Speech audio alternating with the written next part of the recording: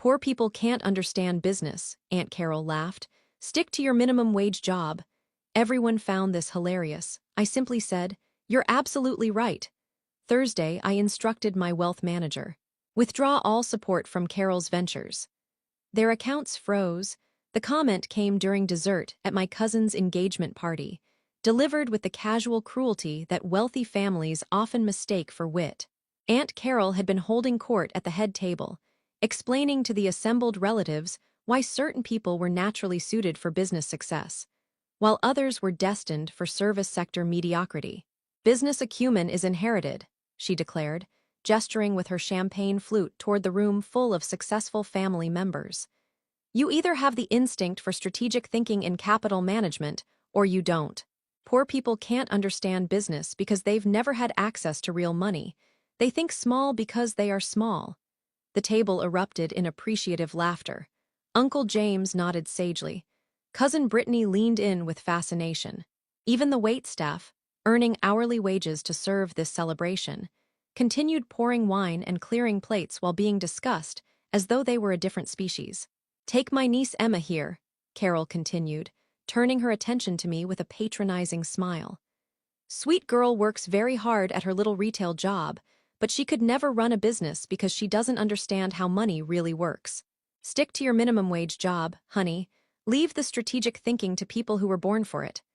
The laughter that followed was genuinely amused rather than malicious. My family wasn't being intentionally cruel. They simply viewed economic stratification as a natural law, like gravity or photosynthesis. People were born into their appropriate financial categories, and attempting to transcend those boundaries was as futile as a house cat trying to become a lion. I smoothed my target dress, carefully chosen for tonight's performance, and smiled graciously. You're absolutely right, Aunt Carol. I wouldn't even know where to begin with business strategy. More appreciative chuckles. Several relatives exchanged knowing looks that said, at least Emma knows her place. I finished my store-bought cake and excused myself to use the restroom, where I spent several minutes reviewing the financial documents I'd loaded onto my phone earlier that day. Carol's Luxury Resorts, $47 million invested through Pinnacle Holdings, LLC. Uncle James's Tech Consulting, $23 million through Strategic Growth Partners. Cousin Brittany's fashion line, $18 million through Meridian Capital Group. Various smaller family ventures, $162 million through 12 different shell companies. Total anonymous family investment portfolio, $250 million across 17 different relatives' businesses. I returned to the party and spent another hour making pleasant conversation about my little retail job while mentally calculating the economic impact of what I was planning to do Thursday morning.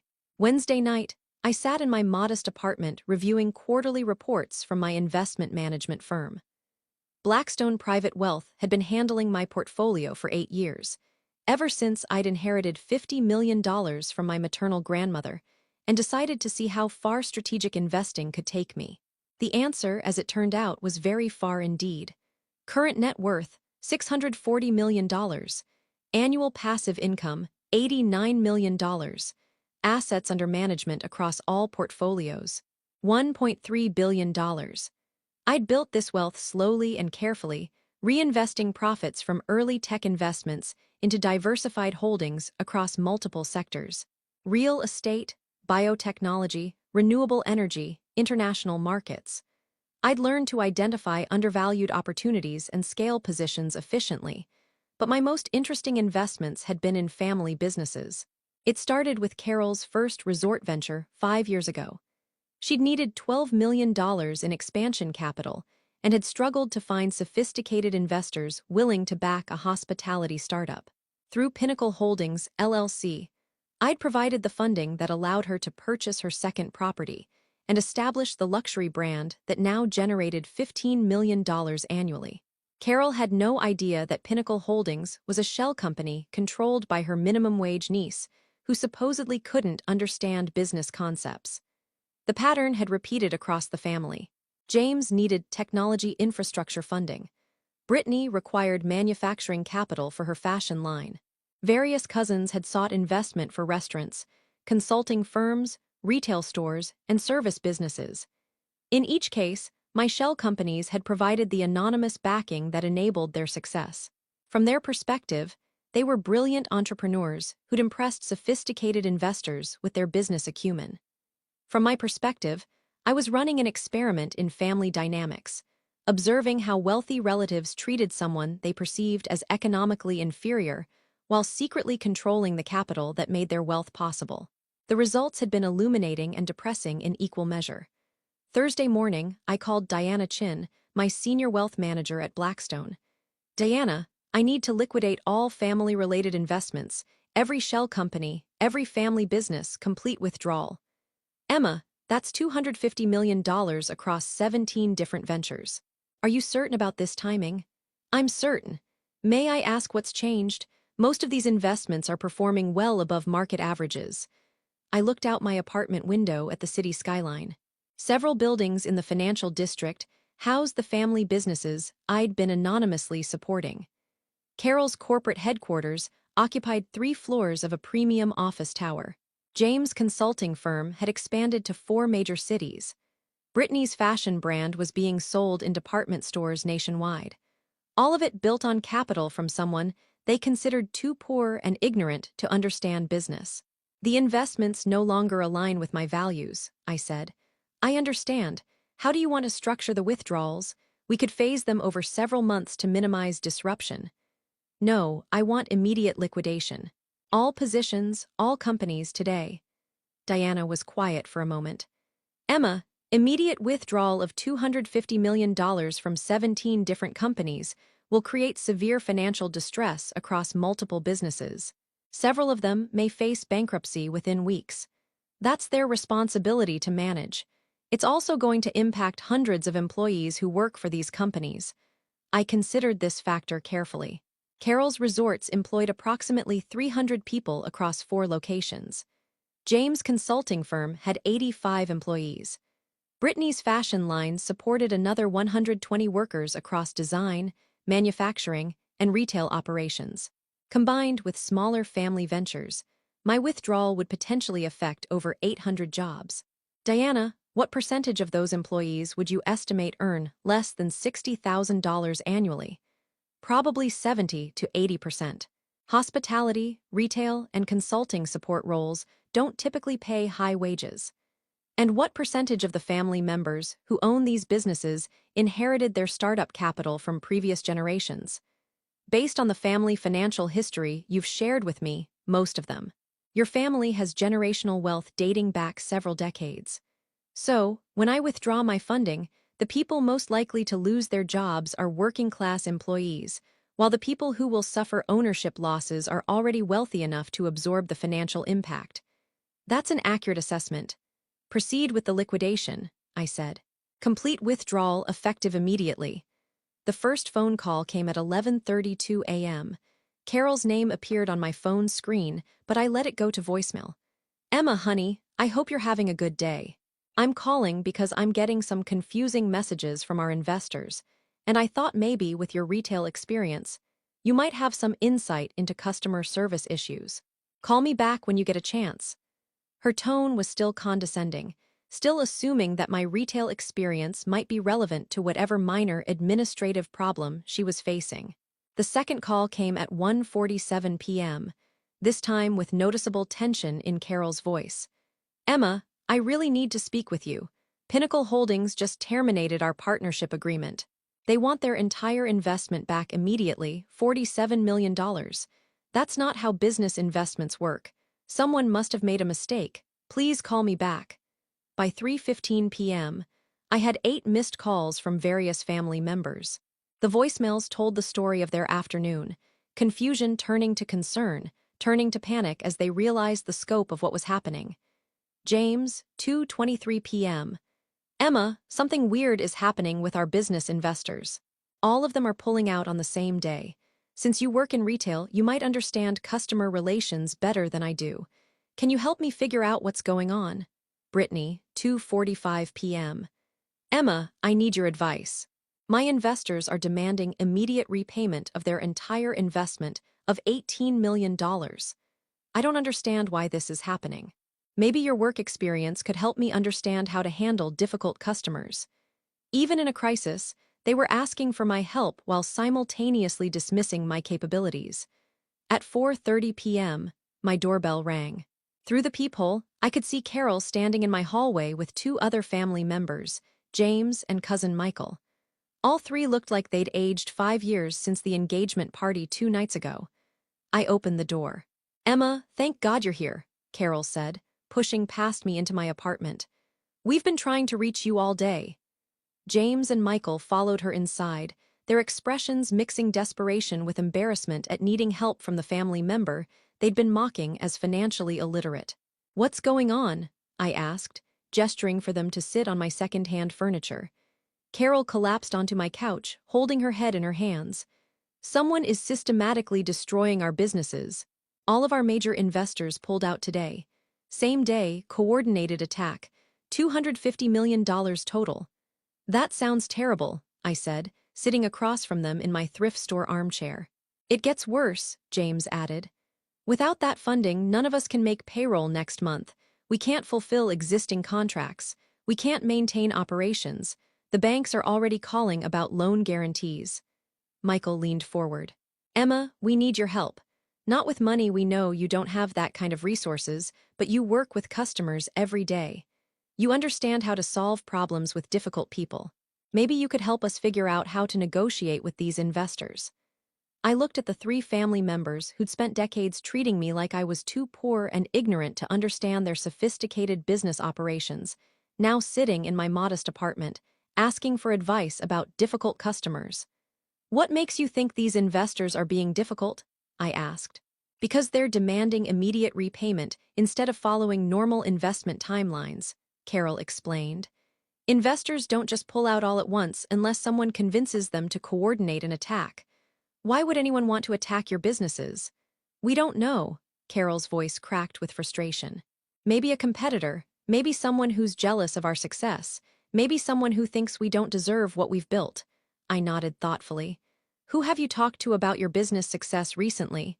"Nobody unusual," Carol said.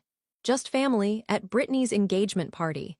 We were discussing business strategy, entrepreneurship, and natural talent for commerce." "What specifically did you say about business strategy?" Carol looked confused by the question. "Just general observations about who has business instincts and who doesn't. How some people are naturally suited for strategic thinking, while others are better in service roles." "Did you mention any specific examples of people who aren't suited for business?" "Well," Carol glanced at James and Michael, clearly uncomfortable with where this conversation was heading, "we might have made some general comments about economic backgrounds and business understanding." "What kind of comments?"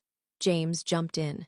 "Carol might have mentioned that people from certain economic backgrounds can't really understand business strategy because they've never had access to significant capital, and that people in minimum wage jobs should stick to what they know instead of trying to think strategically." Michael added, "Those sound like reasonable observations about economic mobility and business education." I kept my expression neutral. Relief was visible on their faces. "Exactly," Carol said. "We weren't being mean. We were just being realistic about natural aptitudes and economic limitations." "So, you don't think your investor crisis is related to those comments?" "How could it be?" Carol asked. "We were just talking to family. Nobody there has connections to major investment firms." I stood up and walked to my home office, returning with my laptop. "Actually," I said, "somebody there has extensive connections to major investment firms." I opened my investment management dashboard and turned the screen toward them. All three of them stared at my screen for a long moment. Investment portfolio overview, $1.3 billion in assets under management. Personal net worth, $640 million. Recent transactions, $250 million liquidated from family business investments. Carol spoke first, her voice barely a whisper. "What is this?" "My investment portfolio," I said. James leaned forward, reading the numbers more carefully. "This says you have $600 million personal net worth. Assets under management are higher." Michael was scanning the transaction history. "It shows liquidation of positions in Carol's luxury resorts, James Tech Consulting, Brittany's fashion line." Carol looked up at me with dawning comprehension. You're the investor, all of them.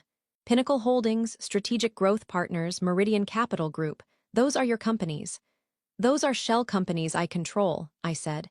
Yes, you've been funding our businesses for years. For 5 years in your case, 3 years for James, 2 years for Brittany. The room was completely silent for several minutes. I could see them processing the implications. Every expansion, every success, every moment of pride in their business achievements had been subsidized by the family members they dismissed as too poor to understand commerce. But why? Carol finally asked. Why would you invest in our businesses without telling us? Because I wanted to see how you'd treat someone you thought had nothing to offer you financially. James stood up abruptly, beginning to pace around my small living room. This is insane. You're telling me that you've been secretly wealthy this entire time, funding our companies while we treated you like someone too poor to understand business, I finished. But you never corrected us. You never said anything about your wealth. I wanted to observe your natural behavior toward people you perceived as economically inferior. Carol's face had gone pale. And now you're destroying our businesses because we were honest about economic stratification and business aptitude. I'm withdrawing my investments because you used the success that I made possible to demonstrate your superiority over the person who made it possible. Michael stopped pacing and looked at me directly. Emma, what you said at the party about not knowing where to begin with business strategy was a lie. No, I genuinely don't know where to begin with your business strategy because it's based on inherited wealth and anonymous investment rather than the business acumen you think you possess. The words hung in the air between us. Carol looked down at her hands. James sat back down heavily. Michael continued staring at me like he'd never seen me before. What happens now? Carol asked quietly. To our companies, I mean, to our employees. That depends on what you've learned from this experience. I've learned that making assumptions about people's capabilities based on their apparent economic status can have catastrophic consequences. What else? Carol thought for a moment. I've learned that the success I was so proud of wasn't really my achievement alone. It was built on support I didn't acknowledge or appreciate. And I've learned that treating family members as inferior because of their perceived economic limitations is not only cruel but potentially financially devastating. I reopened my laptop and pulled up a new document. I'm willing to consider reinvestment under different terms. What kind of terms? First, I want acknowledgement that your business success was built on anonymous family investment, not superior business genetics. Of course. Second, I want public apologies for comments about poor people being unable to understand business. Carol nodded. I'll post something on social media today. Third, I want changes to how you treat and discuss employees at your companies. No more comments about minimum wage workers lacking strategic thinking abilities. Agreed. Fourth, I want transparency about the source of your funding. No more pretending you impressed sophisticated investors with your natural business instincts. James spoke up. That's going to be embarrassing. We've built our professional reputations on the idea that we're self-made entrepreneurs.